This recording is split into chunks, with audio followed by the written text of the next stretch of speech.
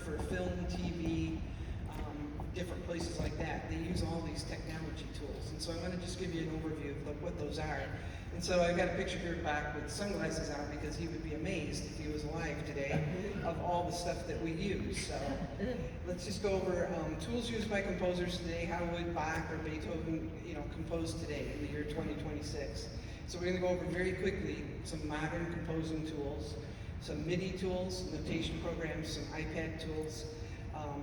We'll talk for 1 minute on AI because that's a big topic of artificial intelligence. I'll play hopefully 2 pieces that will work here, and then a brief little Q&A, but we can continue, all kinds of stuff at lunch if you want to join us for that.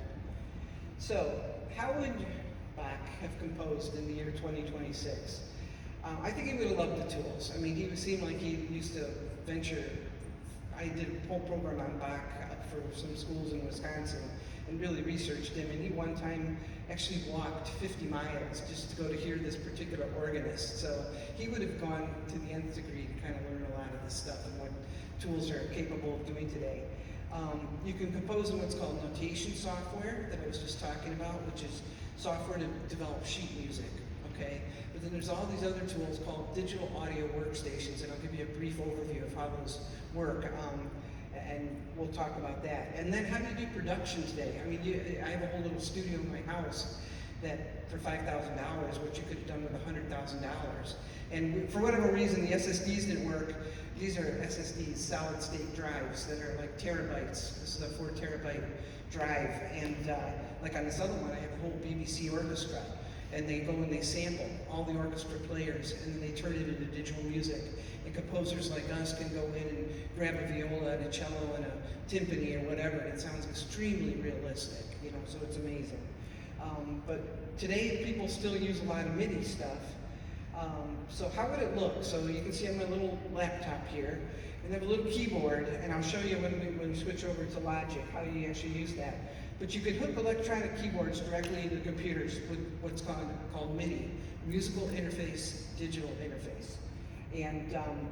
And some of the popular DAW tools out there, digital audio workstations they're called, are Pro Tools. Logic is what I use, Cubase is another one, Reaper is another one.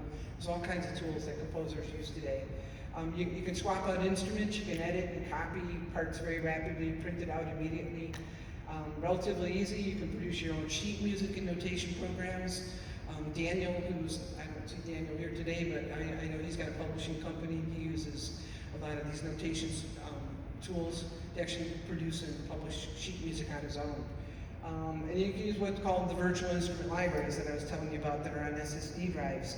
And I don't think I'll be able to show those to you today exactly how they work, but they're pretty cool.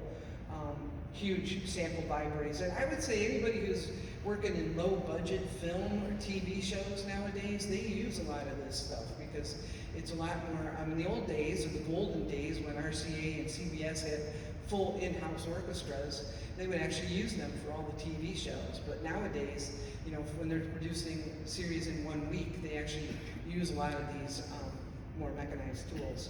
So one thing, and hopefully this doesn't mess it up, but I just thought I'd show you because it's